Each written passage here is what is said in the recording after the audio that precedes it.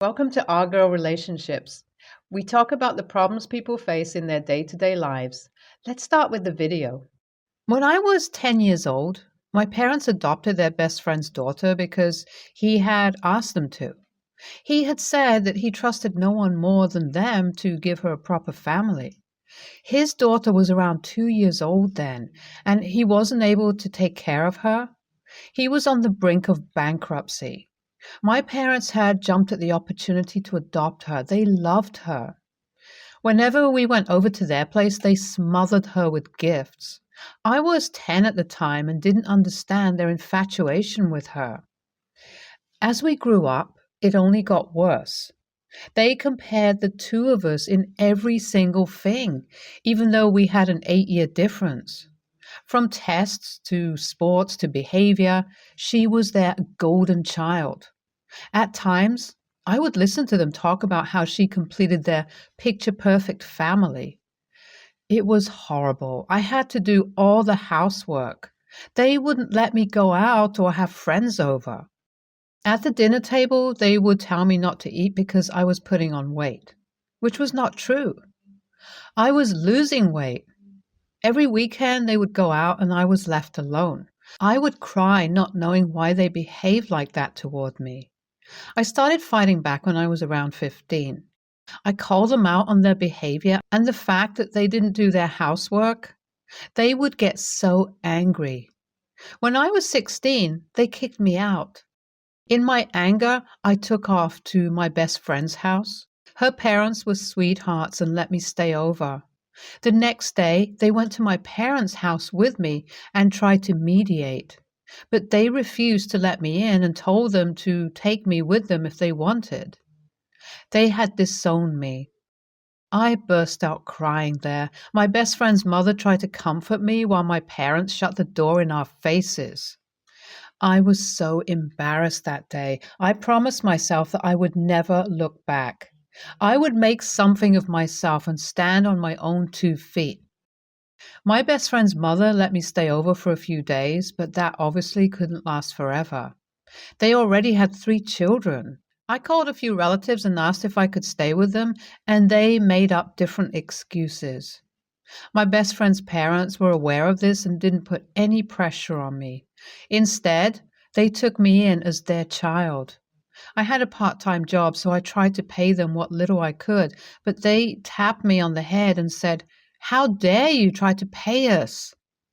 My best friend was a big support for me back then. She would drag me out of our room and take me out. We bunked together. I informed my school about what happened and they offered me a scholarship, which I was very grateful for. I didn't want to be a burden on the people who had taken me in.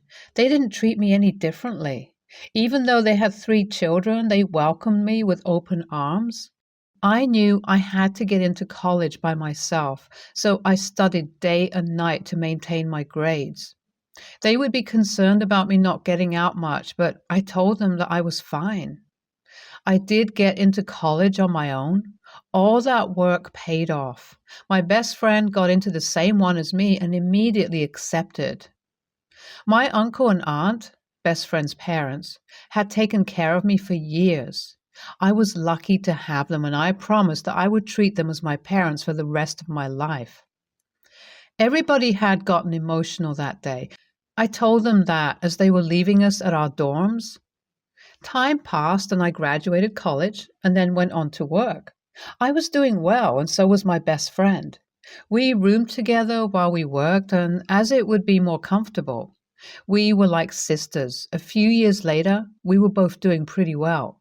We had gotten promoted a couple of times in our respective fields and had achieved some of our financial goals. We kept learning different ways to improve ourselves and implemented them. I helped out with my aunt and uncle's other children's education. I tried to send them money too, but they wouldn't take it. So instead, I kept sending them different packages that they would like. It's the least I could do to show my appreciation. When I was around 28 years old, I got engaged to my boyfriend of 3 years. He was an entrepreneur and 5 years older than me. I had developed the habit of calling my aunt and uncle mom and dad by now. They had become my family. They were thrilled when my boyfriend proposed. There were about 3 months left for the wedding. One day, my aunt called me up and told me that she had something to tell me. She was weary. I asked her what she was worried about. She told me that someone had shown up at their house. I asked her who, and she said, my parents.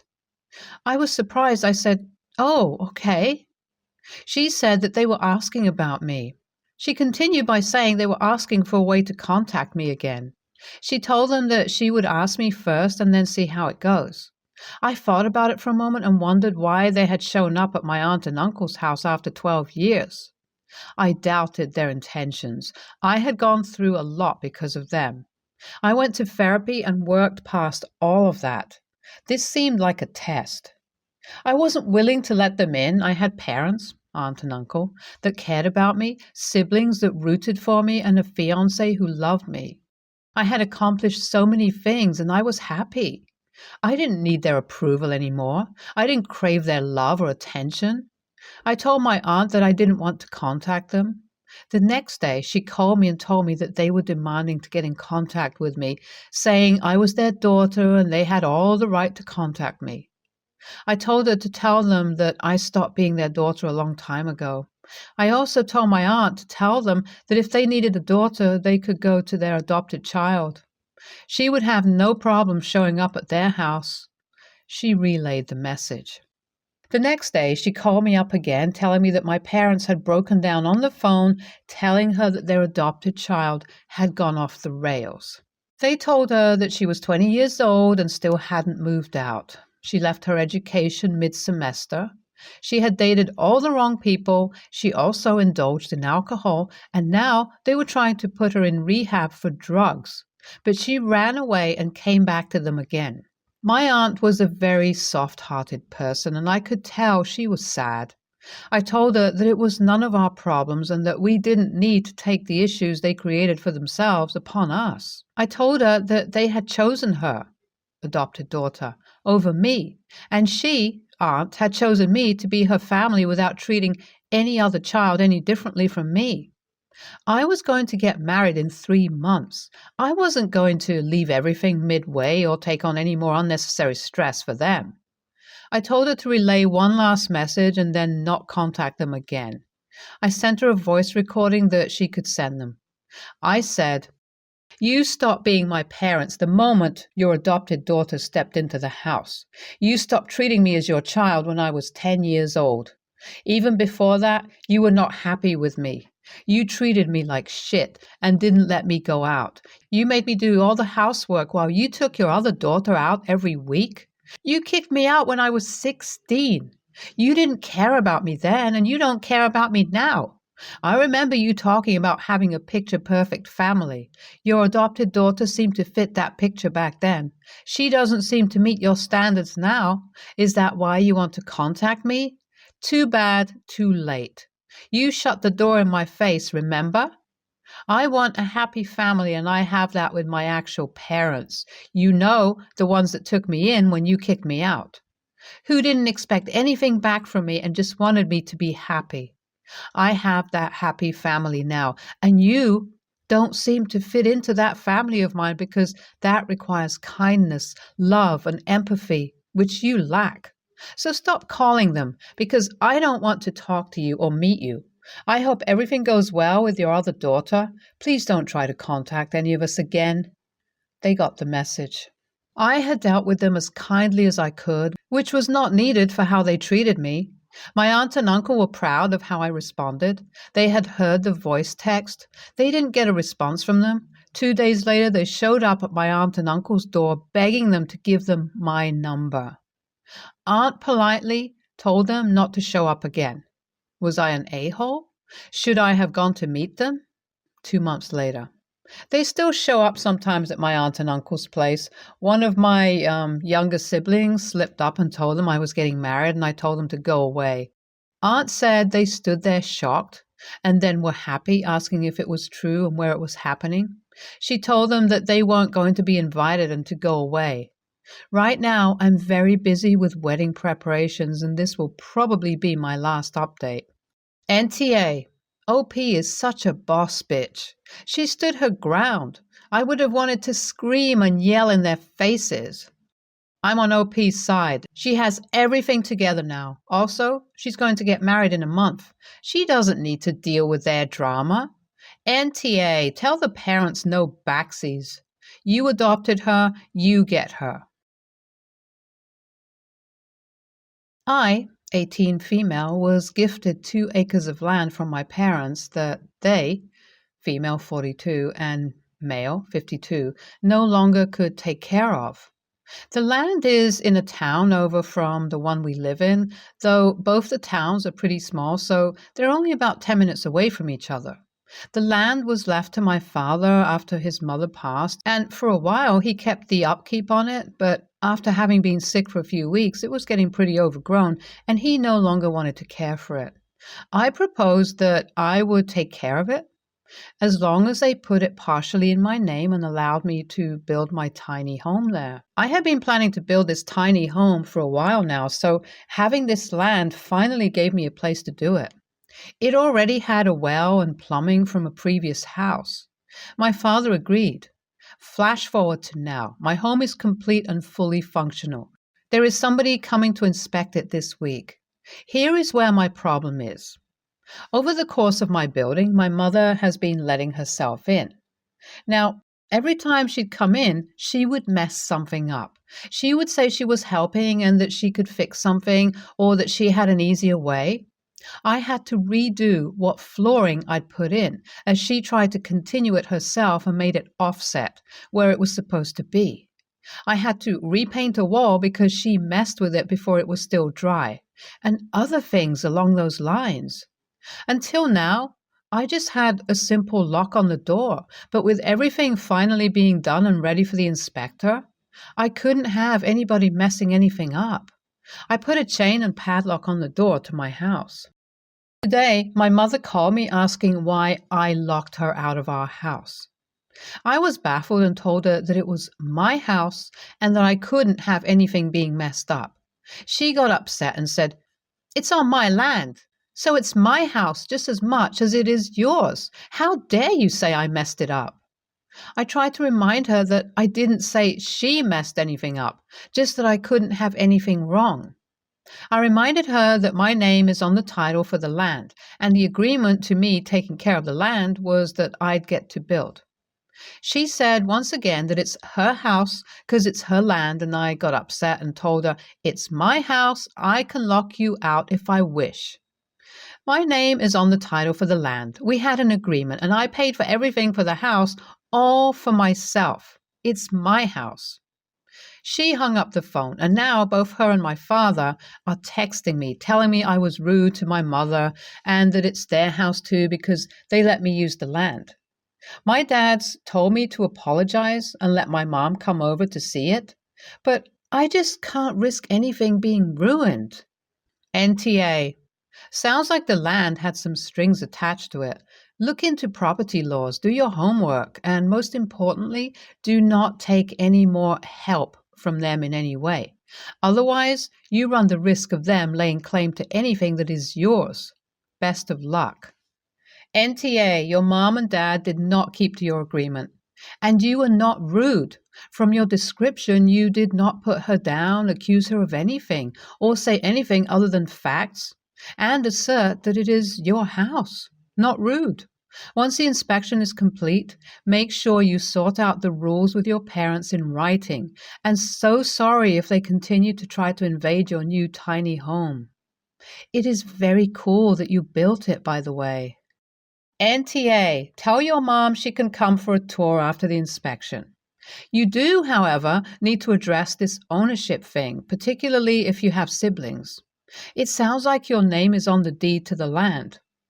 Are both of your parents on the deed or just your dad? You need to clear up what they have imagined the ownership of the house to be. Tip. Start this conversation with your dad when your mom's not around. Sounds like she's the one who thinks you're just an extension of her. I can't stand my sister-in-law. Everything about her grates on my nerves, and her very presence can instantly darken my mood. For the sake of family peace, I've kept all of this bottled up. I try to keep contact with her to a minimum, but if we have to be in the same room together, I'm always civil and polite. No one knows my true feelings towards her. My dislike of sister-in-law stems from her belief that she knows everything. No matter the topic of discussion, she'll have an opinion. Most of her knowledge are flat out wrong, and the ones that are correct, she only has surface level knowledge but will hold herself out to be an expert. A perfect example and the reason why I'm here is the following situation. I would like to point out she and my brother rents and have never owned any properties. She started to give contradictory advice that made no sense. Like I told my niece, she should never buy a house in the flood zone because flood insurance is expensive and mandatory with a mortgage. Sister-in-law started to say that the niece won't have to pay flood insurance if she doesn't report to the bank that the house is in the flood zone, because several of her friends got away with that. I looked at her like she just farted an arm out of her ear. I told her that's not how banks work, but she argued she knows people who did that. Another example is that I told my niece that she should wait and work on increasing her FICO score while lowering her debt-to-income ratio in order to get the best possible rate. Sister-in-law asked what a FICO score is, and after I explained it's the average credit score of the 3 main credit agencies, sister-in-law told my niece she should just turn in the highest score and not the average. Once again, I told her that's not how banks work. After several terrible pieces of advice, I lost my temper and told her to mind her own business and keep her incorrect opinions to herself. This made her cry and started an argument between me and my brother. Our parents want me to apologize, but I think it's time someone tells her she doesn't know everything. NTA, sometimes it's not what you say, but how you say it. You could have gotten your point across without losing your temper. Families are complex and everyone has a know-it-all opinionated relative that's dumber than a box of rocks. Your family is no exception. NTA, I'm constantly amazed at how people constantly rally around morons and demand that everyone tiptoe around people who are horrible to be in social situations with. The only reason sister-in-law is like this now is because no one cared enough to take the time to explain to her that her behavior makes everyone hate to be around her. She needed to learn this more than anything else. Her parents failed her miserably, and she'll be a social outcast for the rest of her life unless people like OP put her in her place. Sister-in-law is not a 3rd grade child who doesn't get the math lesson, so everyone has to boost her spirits so she can still try. She didn't get an answer wrong on a test. She failed to learn the basics of social interaction. You did her a favor that apparently no one else ever has. It's as if she keeps putting her hand in a flame and she's been taught to blame the candle.